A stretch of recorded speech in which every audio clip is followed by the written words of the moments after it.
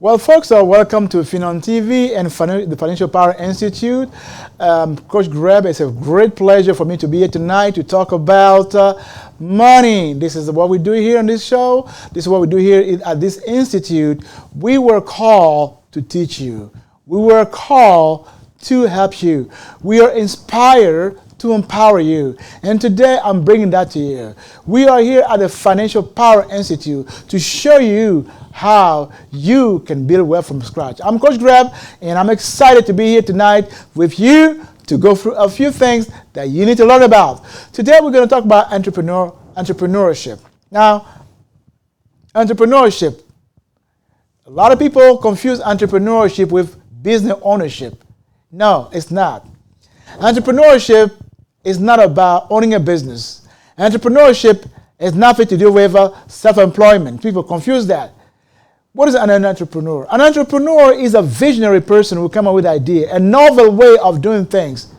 An entrepreneur is an innovator, somebody who come out with something new, just like we have that. Steve Jobs is an entrepreneur in that he came out with a new technology, a new way of doing computer. Thanks to his technology, we have been able to use the computer. With a GUI, graphic user interface, the point and click system, a child now can use a computer.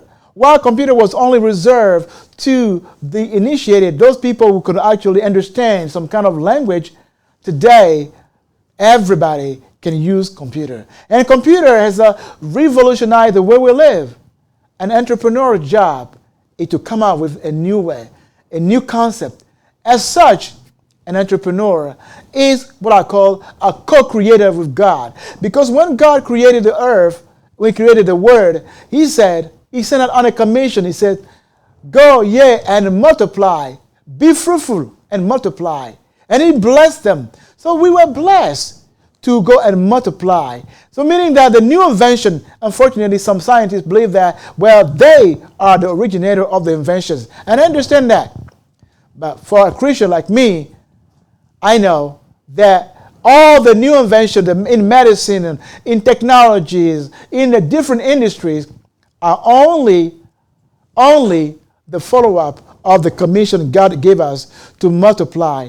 So therefore, I believe that God is the originator of any sort, any form of investment. Today, I want to go and teach you a little bit about what being an entrepreneur is. Now, a lot of people say, well, I can't find a job. I want to be an entrepreneur. Oh, really? So you come into entrepreneurship as a job. Well, unfortunately, that's why a lot of companies open and close. Because they come for the wrong reason. They come to create a means of subsistence. No, you don't come to become an entrepreneur for it to be a source of a subsistence. It pays me. Some people say, well, I'm going to start this business. If it doesn't pay me in, let's say, 3, 4, 5, 6 months, I'll just go back to my old job. Because you know what? I'm looking for a source of income. Well, entrepreneurship is not a source of income. You know what? Because it will take it will take you between 5 to 10 years to see the fruit of your endeavors. How many people have that kind of time? How many people are that patient to wait 70 years? And that's why people say, well, 70% of the businesses fail. I think that data is wrong and flawed because there are several reasons why the number is high. It's not only due to the fact that business open and close, or because business open and probably change name, change structure, change different different things. Or even some people open a business on paper but never really get to start a business. So we cannot say that businesses fail. No, I think the statistical data, and I always say that statistical data are always flawed. But coming back to entrepreneurship, we need them. They are the originator of progress. They are the reason why we can go now and we don't wait for a cab. You go from the comfort of your home, you can quickly dial a number and get an Uber to come and pick you up. That's the reason why my computer has now become, my telephone has become a computer. So basically what we're trying to show here is the entrepreneurship. They are the blood of our progress. But a lot of people confuse entrepreneurship with other types of engagement.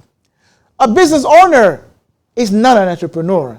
An investor is not an entrepreneur. A self-employed person is not an entrepreneur. I want to make sure we get that clarified. So what is an entrepreneur?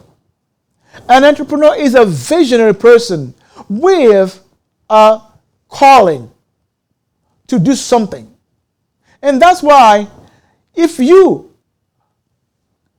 start a business to maybe do taxes, or maybe to be a lawyer, or maybe to be a doctor, or maybe to be a hairdresser, you cannot call yourself an entrepreneur. You are not.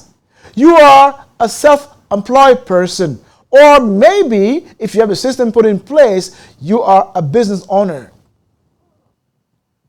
A business owner, meaning that you brought your capital and you create a system to create income for you. You're a self-employed person because you create a system whereby you are using your talent.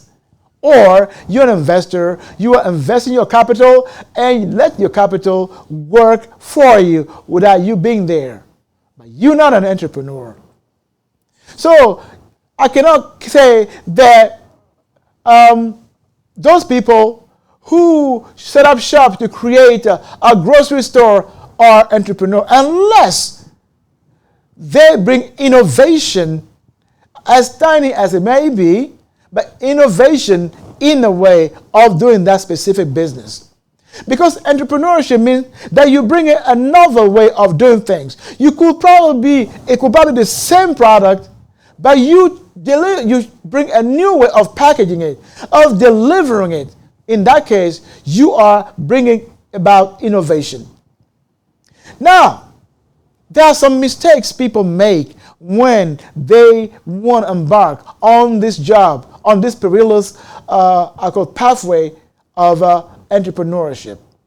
Now that we have made the difference between being a self-employed, being a business owner, being an investor, and being an entrepreneur, let's talk about people who come to start a business. People come to start a business with the wrong idea. I've heard people, well, I'm currently starting my business because I want to be my own boss. Really? So you come into business because you want to be your own boss. Well, I'm sorry to announce to you that when you employ, you have one boss, the boss, your employer. But when you become a business owner, or if you're an entrepreneur who turn you turn your idea into a business, or you're a self-made person who turn your idea into a business, guess what? You have now a myriad of bosses. The first boss becomes the government. When you're an employee, you don't care about the government. All you do, go do your job, go home. But who deals with the government, the laws, the restrictions? The owner, the business owner, has to deal with the government, the tax office. Number two, when you become a business owner, you're no longer your boss, but your boss becomes your customer. The customer will lord over you. They want things now, especially when it's a self-employed person. Say you have a tax business, or you're a doctor, and your client wants to be there now, but you say, I can't receive you. Guess what's going to happen? That customer, that client, going to fire you, meaning go to another person who can serve them. So that means that you have been fired the way your boss will fire you. Another group of people that will lord over you will be your employee. Guess what? When you are being employed, you don't know how much your boss has to put up with, your behavior, your attitude. Because guess what? The boss has a customer. He needs somebody to serve that customer. If you don't show up, guess what? The boss is going to lose the customer. He's going to lose the business. Going to lose its reputation. So what happens? The boss becomes what? You have the upper hand. In that case, you can quit, but the boss can't quit the job. You can't quit your company, but the employee can quit your company. So in this case here, who's your boss? The employee is your boss. Now remember, when you're in business, you need to grow, you need capital, you need money. You're going to go to the bank. The bank going to put you through some hurdle and say, hey, this is our rule. And when they do lend that money, you're going to be on a leash. They're going to make sure that you pay the money back. If you don't pay back, they're going to threaten you to take your business. Guess what? The bank is your boss. When you are now a business, you are working with a company that's probably your supplier. And that supply company want to make sure that you pay them. If you don't pay them, they're going to cut your ability to get product on account. Guess what's going to happen? Your boss is your supplier. You are working with a group of professionals who are your service providers. But you want them to be there when you want them. They will tell you, no, we can't. We will be there when we can. Guess what? Your service providers become your boss. So when you start working for yourself or having your own business, you don't anymore have one boss. You have several bosses. So the idea that I want to go into business to be my own boss is a wrong business, is a wrong idea. Number two, I'm going to business to make money. Oh, whoa, this is the worst one. You don't go into business to make money. Money is only the consequence of doing something, which is creating value. You go into business so that you can create value. It's when people see your contribution, the value of your contribution, that they say, guess what? We need more of this business. That they're going to be what? Show loyalty to you. Come and get more of your business. And that's how you get paid. But if your idea is, if you go to business, I want to make money, what's going to happen? You're gonna jeopardize value, quality, over money. You want more profit, so you're going to lower your service, the quality of the service offering. And this is what happens in a lot of companies. A lot of companies, they want so much profit, they want to maximize so much their profit, they sacrifice quality. Guess what? If you sacrifice quality, you're going to be fired by the customers. They're going to fire you, meaning they're going to leave you and go somewhere else. So no, don't go into business with the intent of making money. Money is only the corollary of you rendering superior service, creating superior value. And so in doing so, you must always bear in mind that you are in business not for yourself, but you're in business to serve the need of other people. Guess what? A business person, as Sir Brunson said it, you are going into business to serve the needs of other people. So in this case here, guess what? You become the servant leader. You become the servant of other people. If you don't have that servant mentality that you think, well, I'm the boss, I'm going to lord over the system, my constituents, or my stakeholders, they're all going to fire you. They might probably be in your company. I forgot a group that could also be your boss. Your investors, right? You're growing, and your investors invest money in your company. Guess what? They're going to lord over you.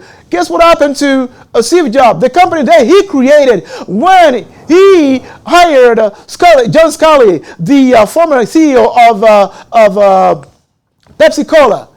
When John Scully saw that the Steve Jobs attitude and the behavior didn't coincide with the attitude of the interest of the investors, Steve Jobs got fired. They fired Steve Jobs. Steve Jobs only came back through Nest, the company he created, that allowed him to come back to his company that he created. So guess what? When you go into business, you're no longer free man. You are a person who are independent.